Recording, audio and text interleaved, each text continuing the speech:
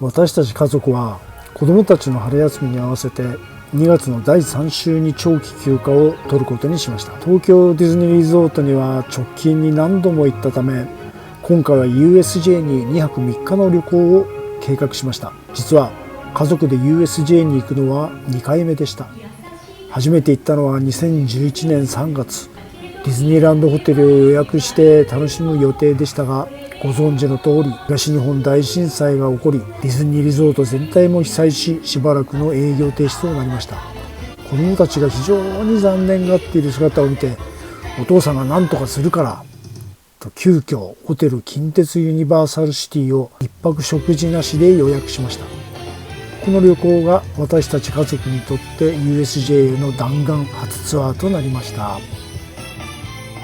私たちは群馬から自家用車で高速道路を使って USJ へ向かいました。当時震災の影響で燃料不足となり、ガソリンスタンドには長い行列ができ、1台あたりの給油制限もありましたが、途中高速道路のガソリンスタンドで20リッターずつ給油して約9時間で到着しました。ホテルで 1.5 日スタジオパスを購入し、大阪観光を楽しみながら15時から USJ を満喫しました。翌日は朝から USJ で過ごし、お土産を買って夜10時過ぎに出発しました。大阪では震災の影響をほとんど感じずに楽しむことができました。給油制限もなかったため、私は半分眠りながら運転し、ようやく家にたどり着いたことを覚えています。私は何度も居眠り運転をしてしまった経験から、今回は自家用車以外の移動手段を選ぶことにしました。乗り換えの手間がなく快適な移動ができる高速バスジャムジャムライナー高崎駅から USJ の往復を予約しました。片道5300円で往復4人で合計42,400円でした。宿泊にはUSJ に一番近いホテルであるザ・パークフロントホテルアットユニバーサル・スタジオ・ジャパンを選び、2泊3日の滞在を予約しました。食事は含まれていませんが、楽天トラベルの早割で34,000円で予約できました。出発当日、自家用車を高崎駅東口のイーストパーク駐車場に駐車しました。ここは1日最大料金600円で繰り越し適用されるので、月曜日の夜から金曜日の午前中まで利用して、駐車料金は3000円でお釣りが返ってきました。バス停までは徒歩5分ほどでした。私たちは高崎駅東口にある山田電機ラビワン前のバス停でジャムジャムライナーに乗りました。出発時刻は夜の8時5分でした。話はそれますが、今の映像のように緊急停止のアトラクションによく当たるんですよね。不思議とね。こういった場合、ディズニーでもこの USJ でもそうなんですけれども、10分15分で待ち列を離脱してしまう人たちがいます。こういう時はラッキーと思ってしばらく待ちましょう。後々どこでも使えるパスをディズニーでも USJ でももらえますので、我慢して待っていましょう。120分待ちのアトラクションに15分で乗れることになりますよ。泣かぬなら泣くまで待とうジョーズくん。話がそれましたが、高速バスに話を戻しましょう。2月の平日にしては利用者がいるなという印象を受けました。座席はリクライニング可能ですが、後席に人がいる場合は倒せる範囲が狭くなりますよね。座席にはコンセントと USB の差し込み口があるので、スマホ充電等には困らないです。遮光カーテンが閉められているため、スマホの明かりにも注意しなければならず、バス内での飲食は禁止されていましたが、内緒で飲食する人がいるかなと思ってたんですが、全くその気配はなく、お菓子を食べる時のガサガサ音も気をつける必要がありました。私はお茶だけ飲んで、あとは寝るしかなく、私の期待していたバスで気軽にビールを飲みながら行けるという夢は叶いませんでした。普段自分で車を運転する私にとっては相当なストレスでした。出発から途中3回の休憩を挟んで到着までに10時間45分かかりました。子供を連れてのちっちゃい子ですよね。高速バスの利用は無理だなと感じました。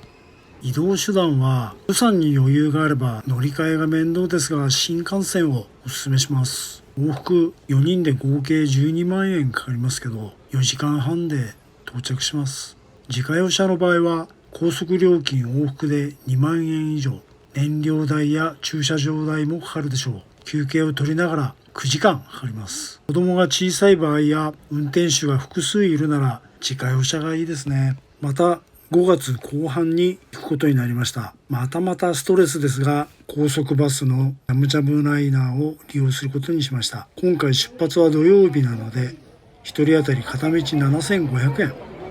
4人で合計3万円という価格でした。宿泊は2月に泊まったザ・パークフロントアットユニバーサル・スタジオ・ジャパンが2泊3日でなんと12万6000円です。2月の早割プランは3万4000円でしたので、差額がなんと9万2000円ですよ。すごいですよね。また2月は USJ チケットも最安値価格帯で購入できるようです。2月に USJ を訪れるのにはもう一つ大きな理由があります。それはその時期がユニバーサルクールジャパンの開催期間であるためです。ユニバーサルクールジャパンは毎年春先から夏にかけて開催されるイベントで、人気の映画やアニメ、ゲームなどのキャラクターや作品をテーマにしたアトラクションやショーが展開されます。このイベントは非常に人気があり、来場者数も増加傾向にあるため、平日でも混雑が予想されます。しかし2月は比較的閑散期であるため、混雑を避けることができます。またこの時期は寒さが厳しいため、多くの人が訪れない傾向があります。そのため空いているアトラクションも多く、待ち時間が短くなるというメリットもあります。という大方の予想も完全に裏切られて、娘たちと同じく春休みの学生たちと外国の方々であふれていて、コロナの影響ですかね、休止中のアトラクションやレストランが多いため、運営しているところに集まってしまう感じで、待ち時間も1から2時間待ちが出てましたね。しかも3日間ともに小雪が舞う寒さでした。さらに2月には USJ で冬のイルミネーションイベント、ユニバーサルワンダーランドが開催されます。このイベントでは USJ 内が美しいイルミネーションで飾られ、寒い季節でも楽しめる屋内アトラクションやショーが展開されます。以上のような理由から2月は USJ を訪れるのには最適な時期と言えます。混雑を避けて冬のイベントを楽しむことができ、さらには格安で宿泊することもできるため、家族旅行や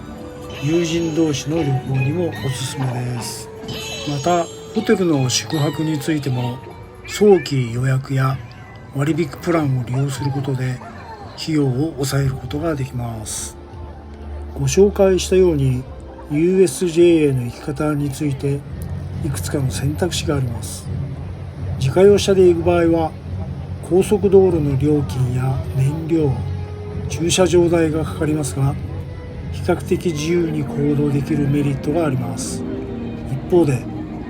高速バスを利用する場合は移動中のストレスがあるものの、比較的安価で簡単に USJ にアクセスできます。新幹線の場合は移動時間の短縮と